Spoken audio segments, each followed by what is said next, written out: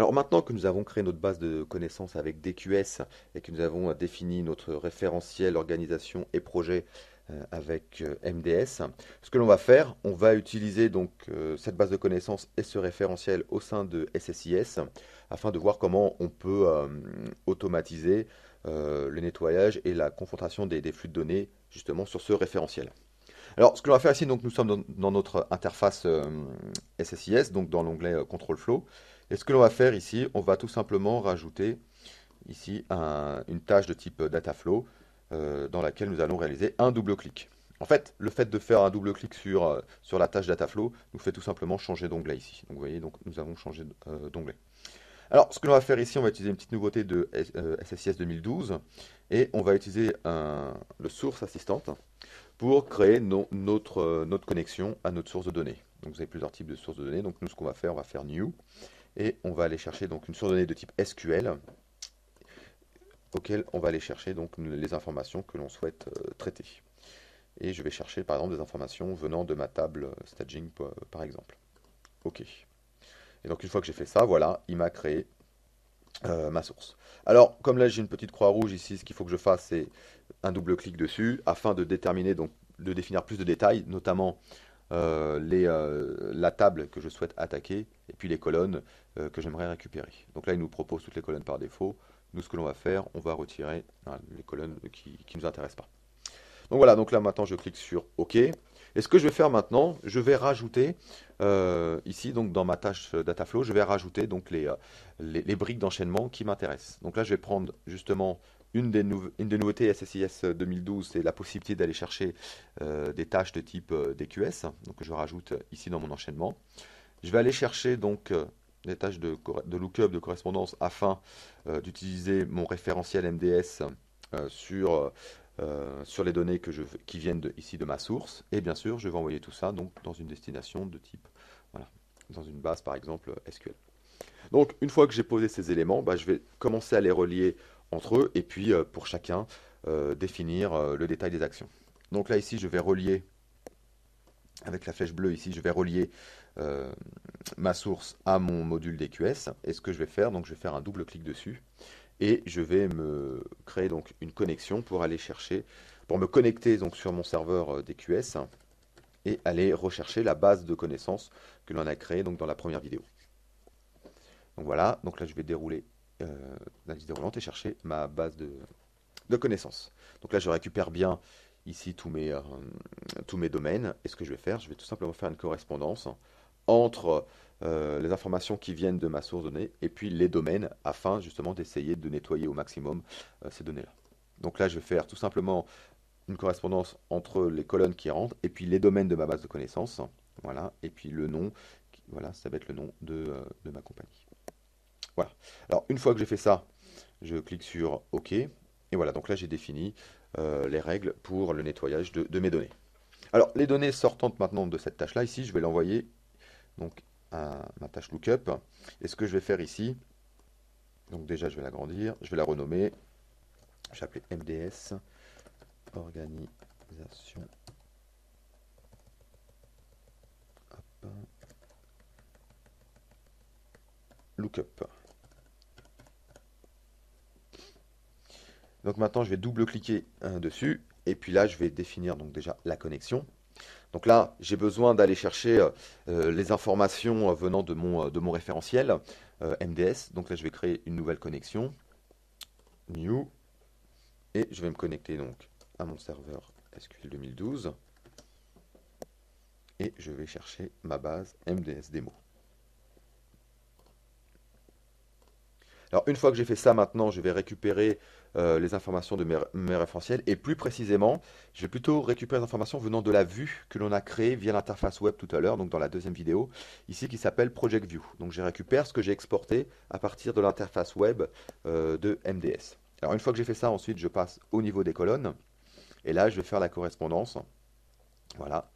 Ici je vais tout simplement dire, eh ben, tout ce qui est account number, donc tout ce qui sort, donc account number output, tout ce qui sort de ma tâche DQS, je vais ici la relier sur mon code là, et là je vais tout simplement en termes de nom, account number name, et je vais prendre comme lookup la colonne code.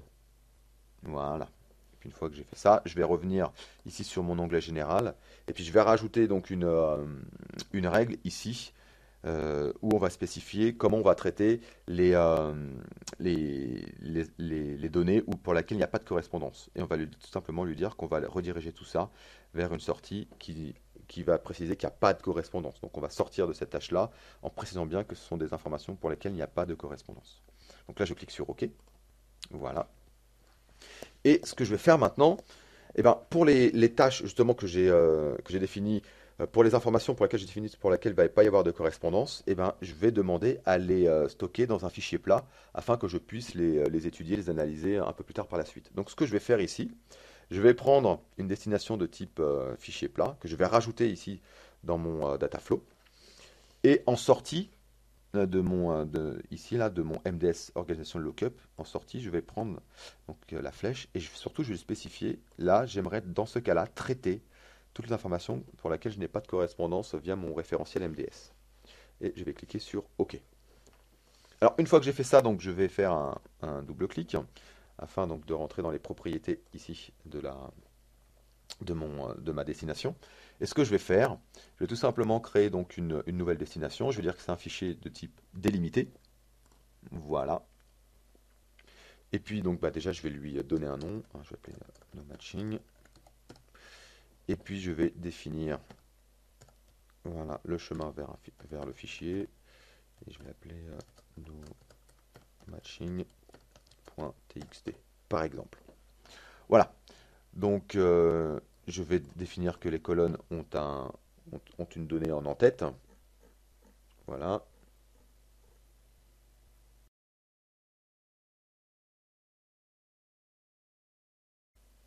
Et je vais cliquer sur OK. Alors une fois que j'ai fait ça, je peux aller regarder donc sur le mapping.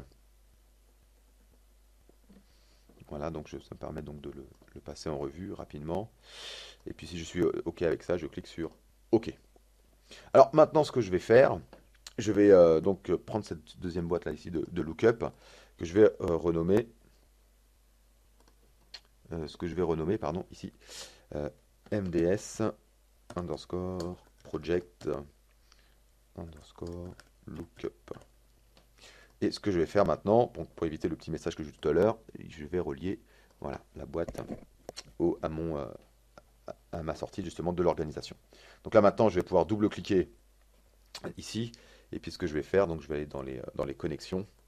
Voilà.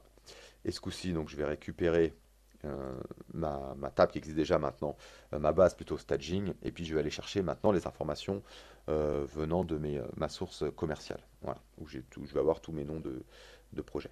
Alors ce que je vais faire ici, je vais aller sur la colonne. Et puis pareil, hein, je vais faire une correspondance.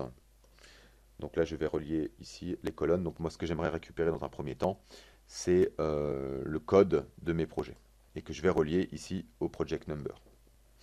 Donc là, ce que vous voyez à l'écran, c'est quelque chose qui arrive assez fréquemment. Donc là, il me dit que j'ai une erreur qui ne peut pas faire la correspondance parce que le type de données ne correspond pas.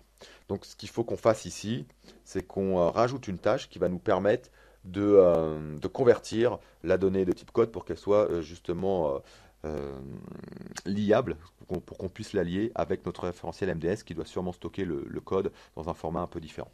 Donc, alors, ce qu'il faut faire dans un premier temps, c'est il faut donc supprimer le lien qu'on a créé. Et puis, on va rajouter ici, voilà, ce qu'on appelle voilà, un data conversion qu'on va rajouter ici dans notre data flow. Donc, ce qu'on va faire maintenant, on va relier notre boîte organisation avec data conversion. Et une fois qu'on a fait ça, on va faire un double clic dessus. Et puis, on va aller rechercher donc notre code. Donc l'alias en sortie, donc en entrée, on va avoir la colonne code et en sortie, on va voir la colonne code format NC. Et ce qu'on va faire, on va dire, bah, le code va être transformé et la sortie va être ici du string, en type string, et on va rajouter 10 en longueur de chaîne de caractères. Voilà. Donc une fois qu'on a fait ça, on clique sur OK et on va pouvoir relier ici notre boîte donc justement vers notre MDS Project Lookup. Alors une fois qu'on a fait ça, on va double-cliquer dessus. Et puis on va donc refaire nos connexions. Voilà, non, en plus là, il nous les a gardées. Et là, je vais donc pouvoir maintenant, ici, relier notre code avec notre numéro de projet. Ce qu'on va faire, ensuite, on va rechercher donc les informations qui nous intéressent. Donc là, ici, je vais prendre cette colonne-là, je vais prendre l'instance mode, puis je vais chercher le coût de mes projets. Voilà. Puis une fois que j'ai fait ça, je clique sur OK. Enfin, donc là, ici, nous avons notre enchaînement. Ici, dès que nous avons des informations donc, qui ne correspondent pas après, à l'organisation que nous avons dans notre référentiel, on l'envoie vers un fichier plat. Et là, nous, ici, ce qu'on va faire, pour terminer ici l'enchaînement, on va envoyer donc les données directement dans notre base de données. Donc là, on va prendre, si ça correspond, et on va faire un double clic sur notre destination.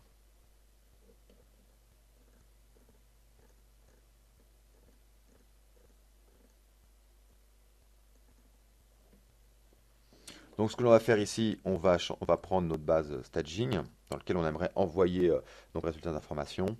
Et comme table ici, je vais prendre SSIS à Cotinfo. Donc c'est le résultat de ce que va nous donner donc SSIS en sortie après avoir exécuté l'ensemble de son package ou l'ensemble des tâches que se trouvent dans son dataflow. Donc ce que l'on va faire ici, on va aller regarder ici au niveau du mapping. Et au niveau du mapping ici, voilà ce que l'on va faire. On va dire que l'account number en sortie, on va l'envoyer vers l'account number ici. Et donc les noms qui ont été corrigés, on va envoyer ici vers les noms de notre table SSIS Account Info.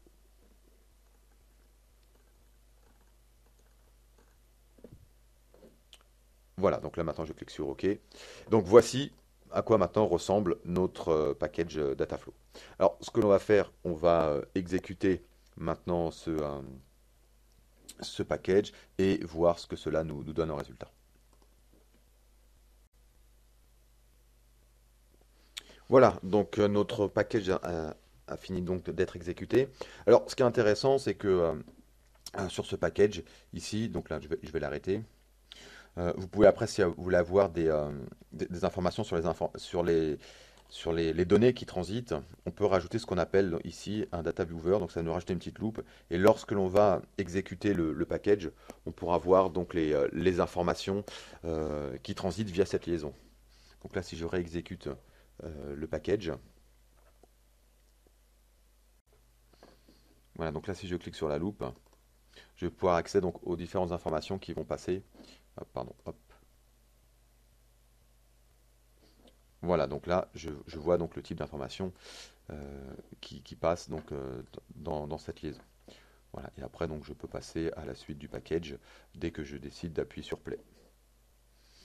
Alors voilà, donc maintenant, si on va voir dans le fichier texte ce qui nous a été retourné. Donc là, je vais naviguer donc, dans mon dossier temp et rechercher mon texte no matching. Je double-clique dessus. Voilà.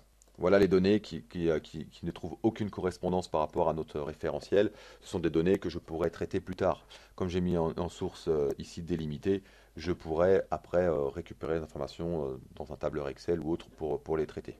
Alors maintenant, si on bascule sous Management Studio, on peut voir que dans notre base de données staging, notre table SSIS Account Info, voici un aperçu des informations qui nous sont retournées par l'exécution du package SSIS en utilisant la base de connaissances DQS et le référentiel que l'on a créé dans MDS.